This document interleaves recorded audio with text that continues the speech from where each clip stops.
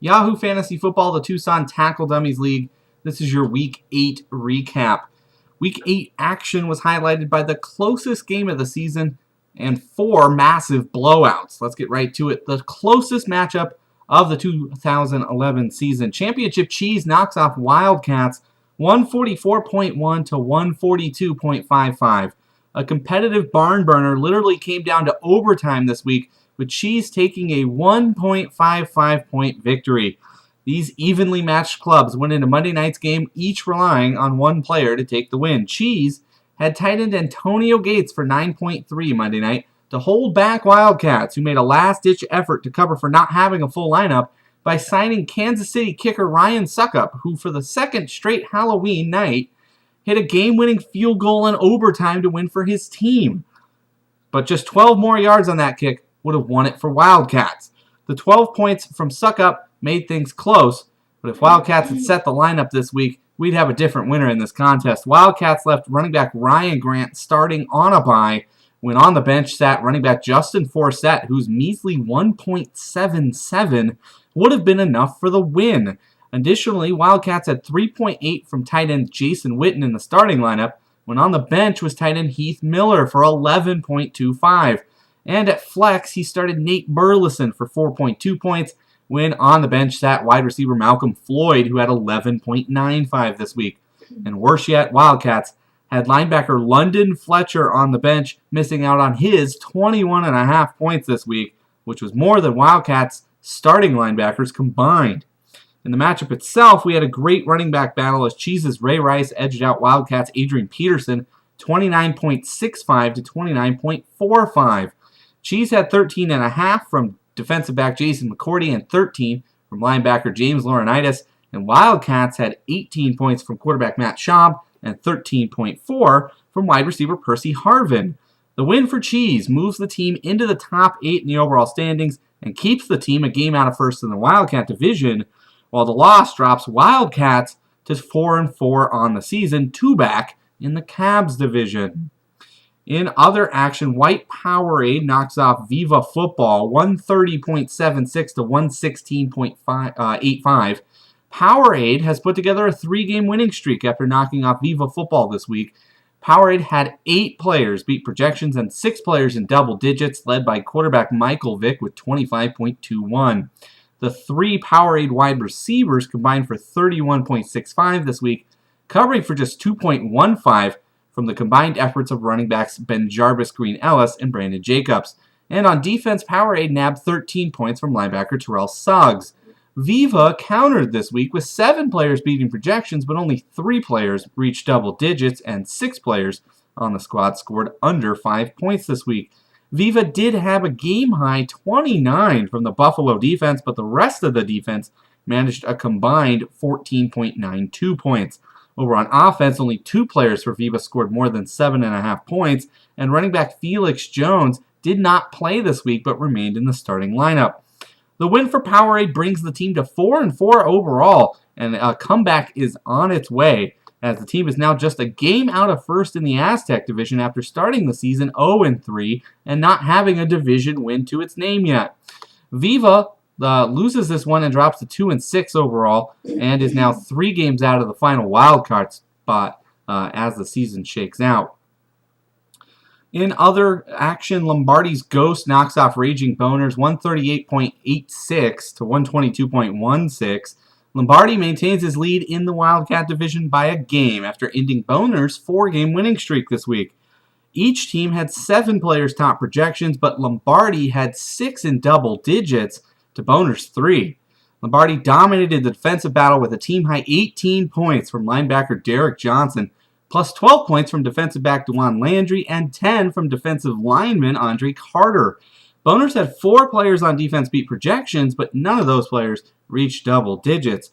On offense, it was Boners with the game's highest score, 26 points out of quarterback Cam Newton, who scored more points than Lombardi's usually potent combo of quarterback and wide receiver Tom Brady and Wes Welker, who hooked up for just 22.54 points this week.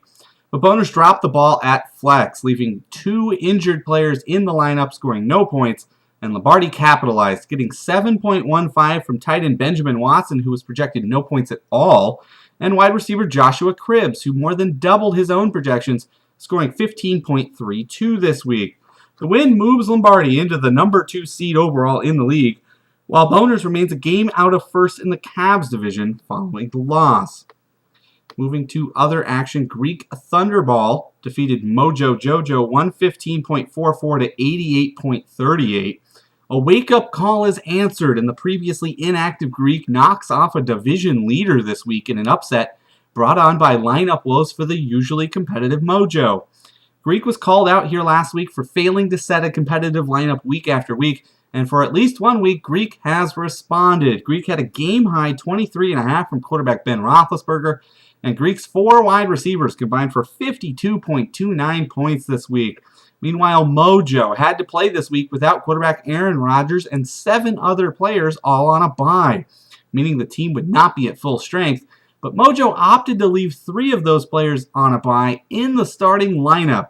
That included the kicker and both linebackers, resulting in Mojo's lowest scoring game of the season. Mojo had just 18.14 points on defense, and the offense generated just 4 players above projections. In the bigger picture, Mojo loses at a terrible time as White Powerade has put together a 3-game winning streak to close Mojo's division lead to just 1 game. And Greek's win moves the team to 3-5 overall and puts the team back into contention for a potential wildcard spot, just 2 games out of the 8th spot in the overall standings, with 6 games left to play. Moving to the blowouts, Mustache Discount defeated the Amazons 146.77 to 88.54. Mustache combined a strong offense and defense together this week and caught Amazons at one of her weakest points of the season, leading to a 58-plus point blowout in favor of Mustache. Mustache at 19.4 from running back Frank Gore, 18.95 from wide receiver Steve Smith, and 13 from running back Jackie Battle on offense. On the defensive side of things, Mustache had a team-high 24 points from the Cincinnati defense, plus 13 points from defensive back George Wilson.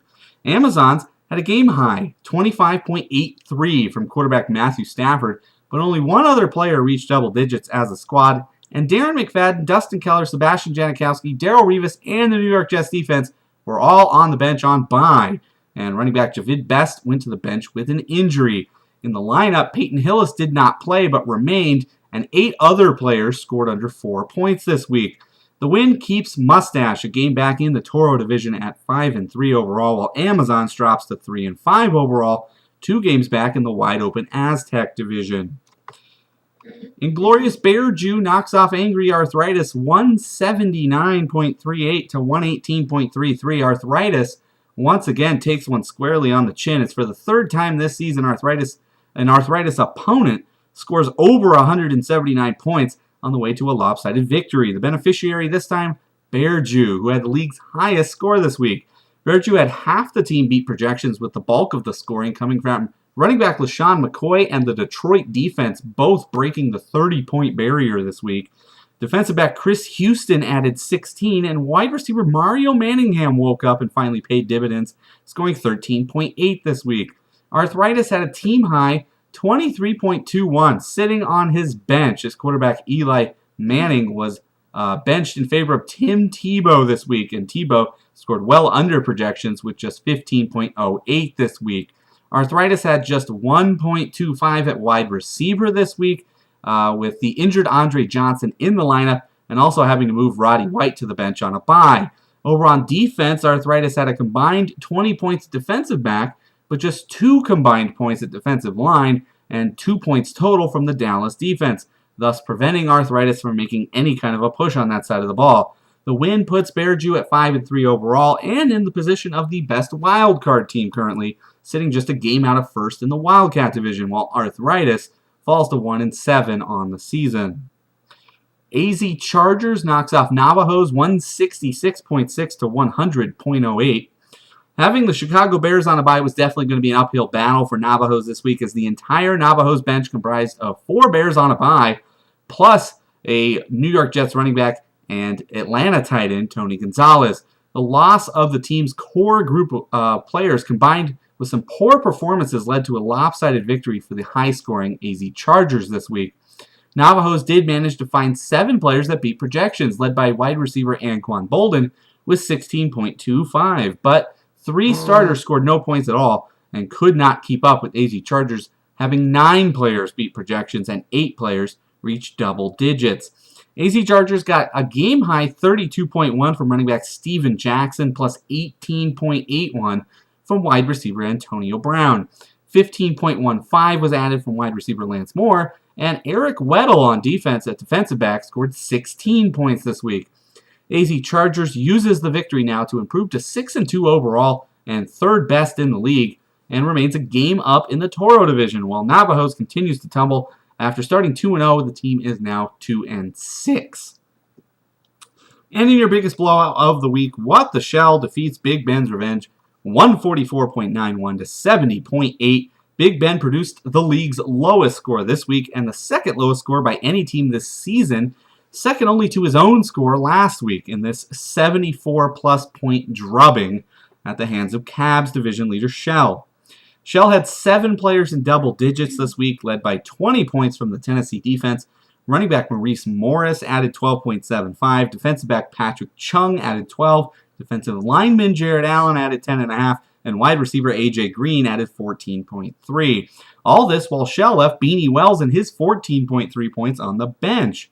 Big Ben left 4 starters in the lineup on a bye, including both starting running backs, and 4 other starters scored no points at all. The defense scored a total of 16 points, while on the bench sat wide receiver Nate Washington and his 16.7 points. But even those points wouldn't have made a difference in this matchup, making this anything other than an ugly, ugly blowout. Shell jumps back out in front in the Cavs division with the victory at 6-2 overall and a game up on Raging Boners, while Big Ben's loss drops the team to 2-6, 15th overall, and has the league's lowest scoring team. Week 9 action, we're going to have 3 very competitive matchups as the number 1 team in the league, Shell, at 6-2 is going to take on the number 1 wild card in the league, 5-3 Bear Jew. 5-3 division leader Mojo will take on 5-3 Mustache Discount. 5-3 Cheese will take on 5-3 Boners, and 6-2 division leading AZ Chargers will take on 3-5 Amazons. Also in action, 6-2 Lombardi will meet the league's worst team, 1-7 Arthritis. 4-4 Wildcats will take on 2-6 Ben. 4-4 Powerade will take on 3-5 Greek Thunderball. And 2-6 teams will meet as Navajos takes on Viva Football. So we will see you back next week, same time, same place for your Week 9 recap in the Tucson Tackle Dummies League.